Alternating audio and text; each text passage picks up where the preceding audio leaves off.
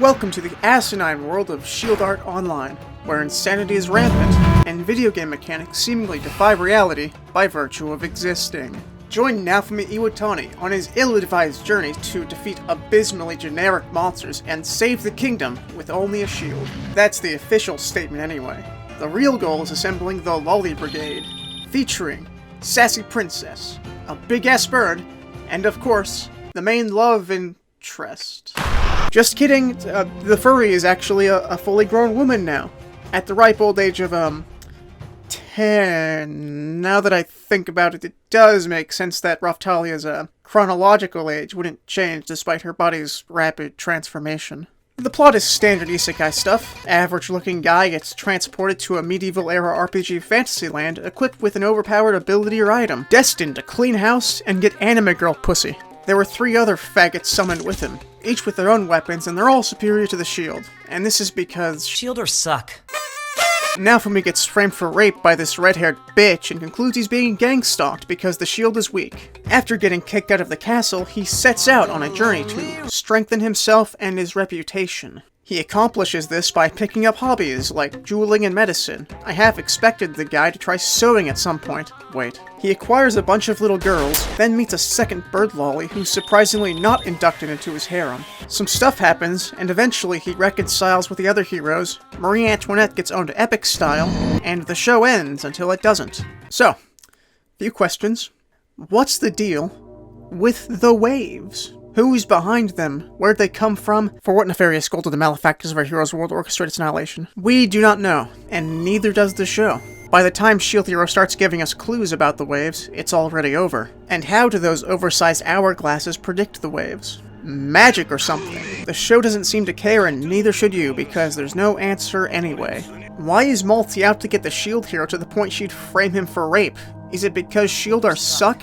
Not sure why she'd hold that against Naofumi when it wasn't his choice to get the shield. It's like she doesn't have the slightest justification whatsoever for being a cunt. Oh. The whole premise is very poorly set up. Worse so than even another video game type isekai you might have heard of. A little known title called Sword Art Online. Despite being executed about as well as a show that isn't executed well, SAO did have a solid setup.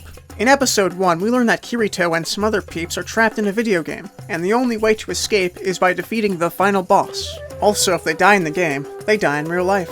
So from the very get-go, we have a concrete goal for our protagonist established, as well as stakes to keep things interesting. Now, what do we learn in episode 1 of Shield Art Online? 4 dumb fuck gamers were summoned to Castletown to repel literally waves of the most uninspired monster designs until they end. It's kind of vague if the waves ever get bored and fuck off. Like the archaic arcades of the past, I can only assume the waves never stop, so they can hoard as many quarters as possible. Greedy bastards. As for stakes, if the heroes fail, the country will be like a big bottle of Coke, with waves being the Mentos. Probably it's kind of foggy. The king mentions the heroes were summoned because Melromark was unprepared for the most recent wave. That's why the city looks absolutely pristine. The waves appear to be localized to specific locations, like with the Hourglass in the Unexplained Ocean Temple. But I still call bullshit. Melromark's Hourglass is located in the capital city, but these clowns were shown fighting in the middle of nowhere during both waves. And how'd the 3 amigos and Uno Pendejo know where to go? They didn't. They got fucking teleported there. Classic video game bullshit. And while I'm on the topic of video games, the world of Shield Hero is not one. Yeah, I know levels, skills, and what have you give off that impression, but Naofumi got sucked into a fairy tale book. And even though the 3 stooges all believe they're inside a game, there's no consensus on which one it is. So dare you explain to me why there's a heads-up display in Naofumi's peripherals? A lot of isekai like going with video game rules because it's a cheap way of justifying overpowered characters and magic bullshit. Character development? Nah, just make him absurdly more competent than the other heroes. Power system? Too hard, just give them generic magic attacks and make them yell at their attack names, because nobody's done that before. Like, lightning spear, meteor shot, pelvic thrust. A few shows do it right, but Shield Hero is not among them. It, like most, falls victim to the common trope of having too fucking many of them. Ah, but Naofumi isn't powerful from the start. I hear you say, you dumb fuck. He has to work his way up from nothing to garner strength for himself, as well as respect from his peers.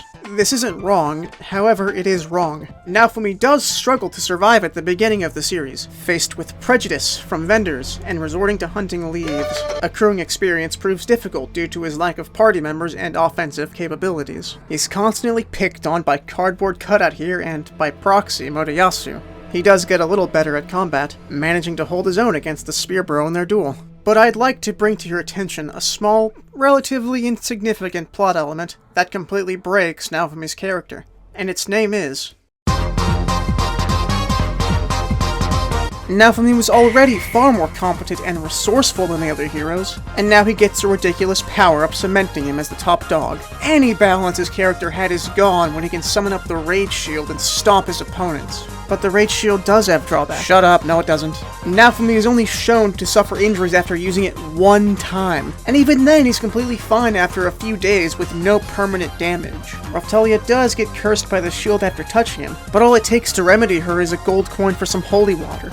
That's not a pitfall, it's a fucking inconvenience. It's not like Naofumi needs to be broken out of his fit of rage either. The only person he's endangering is his opponent. Just let him do his thing. The idea that using the Rage Shield is self-destructive holds no water whatsoever, unlike what it's blatantly taking inspiration from, the Berserker armor, which does have meaningful downsides. The armor removes the subconscious limiters of the wearer's body, allowing them to fight harder while risking severe injury. And if the wearer loses his cool and goes, well, berserk, he can't distinguish friend from the enemies, and it puts his allies in very real danger. Guts can wrangle the armor to an extent, but this control is tenuous and requires constant monitoring. Not only that, but over time, repeated use of the armor ebbs away at the wearer's senses, inevitably robbing them of sight, smell, taste, and so forth.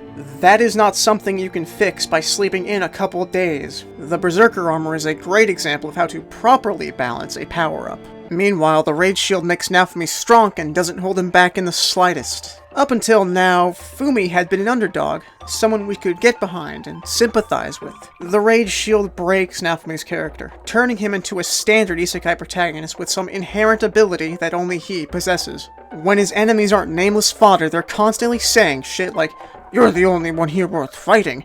I'm impressed you withstood my attack. Wow. Your dick is huge." The Rage Shield is the quintessence of edge. All of the style, and none of the substance. So why do I have a bone to pick with a gimmick that's hardly explored throughout the show?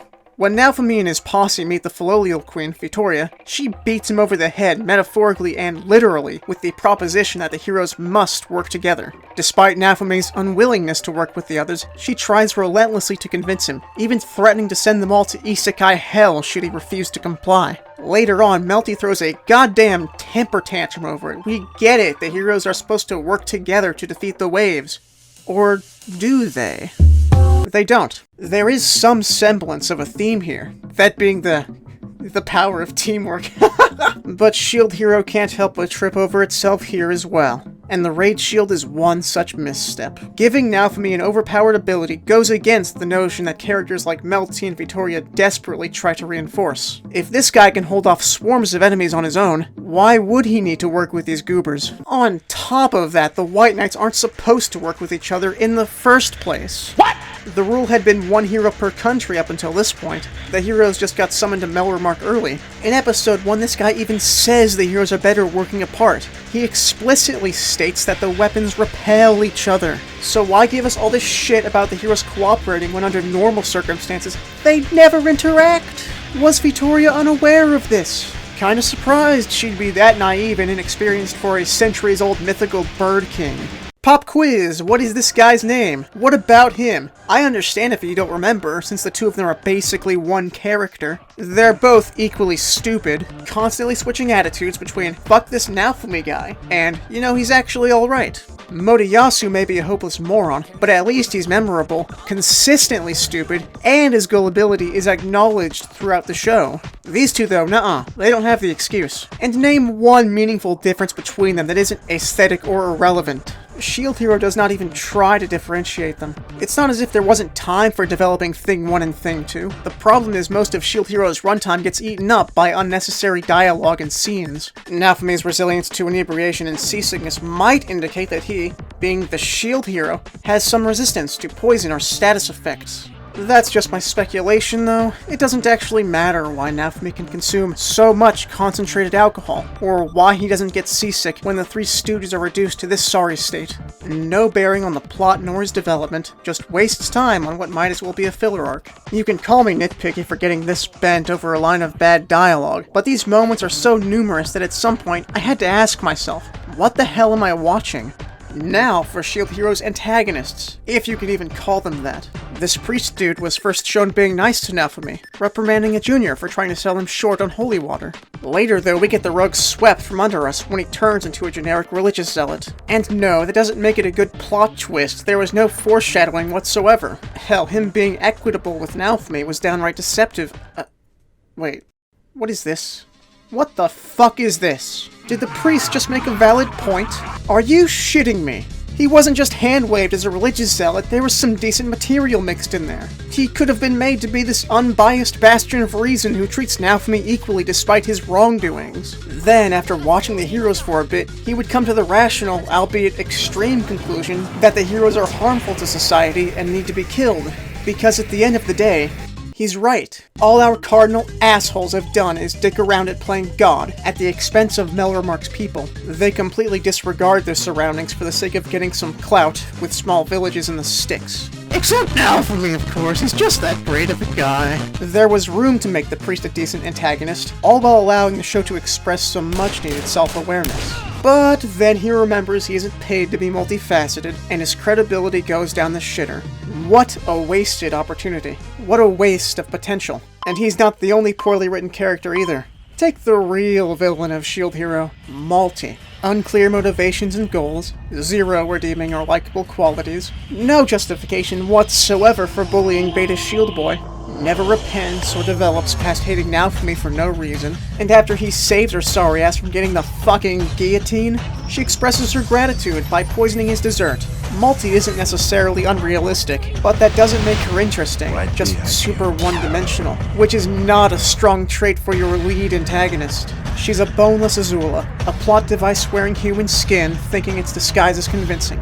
It's not. Malty does at least function as an obstacle for our protagonist, though. If there were an opposite force in the show, one that was unreasonably benign rather than malicious, it would cancel out what little purpose Malty serves. But surely the writers wouldn't mess up so badly as to introduce a new character out of nowhere that does precisely that. If Malty exists to kick Naofumi in the dick, then the Queen exists to give him head instead. At the last second, the cam girl and her Patreon supporters arrive quite literally from fucking nowhere. She gives the priest a Thin Mint to help Naofumi vor him, and then proceeds to solve all of Naofumi's problems. All he has to do is sit back as his estranged mommy kisses his boo-boos, rides his cock a little, then sentences her real family to death for what boils down to being massive assholes. Hell, I'm starting to change my mind about the king despite his treatment of Naofumi. Hero or not, when his crime was allegedly raping a princess, the daughter of a king who, mind you, was also the presiding judge of the subsequent trial, the last punishment you'd expect is mere expulsion from the city. The king says he would have executed Naofumi if he weren't a hero and thus integral for Melromark's survival.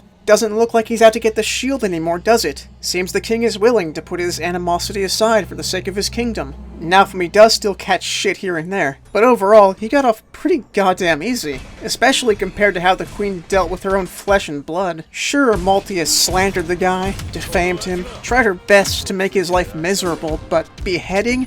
Christ lady.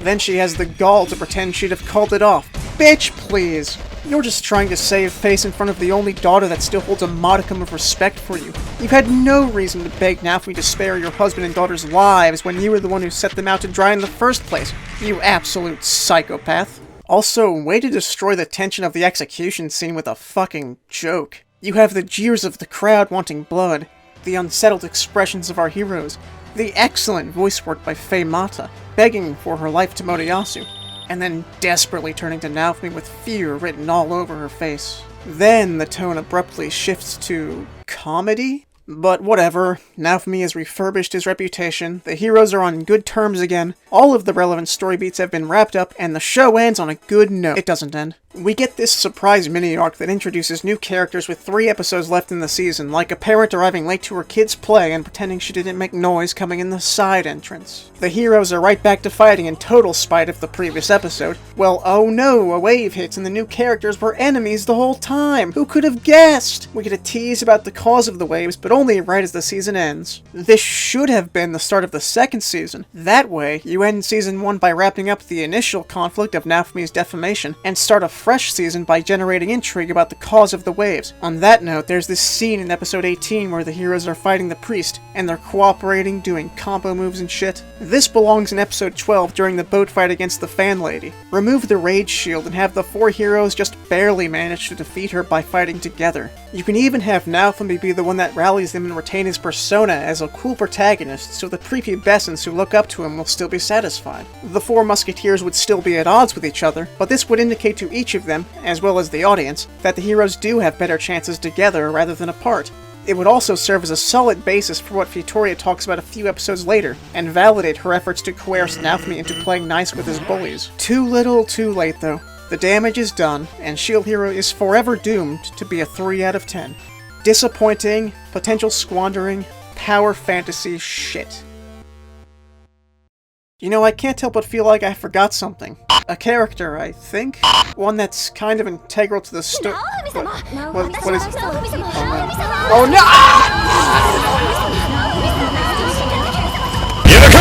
no! The furry is annoying. That's all I've got.